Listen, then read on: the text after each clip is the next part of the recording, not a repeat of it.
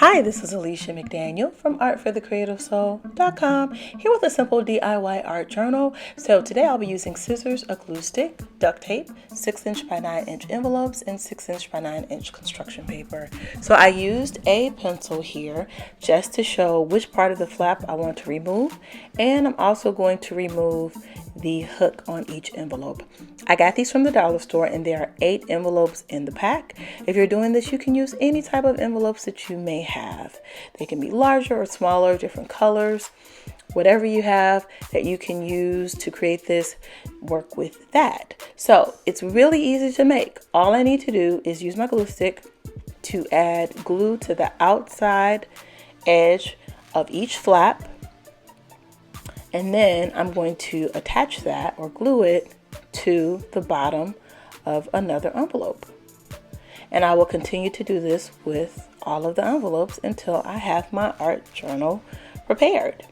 Now, I could use it just like this, but I'm going to go ahead and add more paper to it so that I have different colors inside the journal. So I'll be using 6" by 9" construction paper that I also got from the dollar store.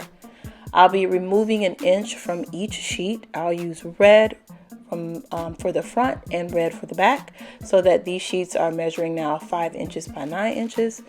Of course, if you're doing this and you have other types of paper like copy paper or notebook paper or scrapbook paper, feel free to use that. So I'm going to go ahead and glue the red sheets to the front and the back. I'll cut this extra little flap off of the back cover.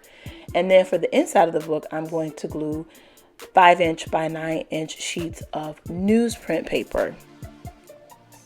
So what I really like about this journal is that you can draw in it and paint in it. You can use it for storage like a scrapbook. You can put photographs, you can put images that you really like, that you've drawn from the past.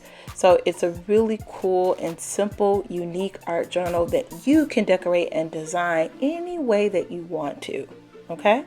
So once I do that, I'm just going to use this colorful purple iridescent duct tape to add a little bit of pizzazz to the edge that is glued together. So it's kind of like I'm binding it with a little bit more support. I have a little bit of tape sticking off the edge, so I'm going to cut that off and then go ahead and decorate the cover. So I just used some stickers and markers to decorate the cover, and I put some colorful scrapbook paper in the inside and a little design I practiced drawing in the envelope pocket. Now I'm just going to do some more drawing, so make sure you visit artforthecreativesoul.com to find great art resources and tips.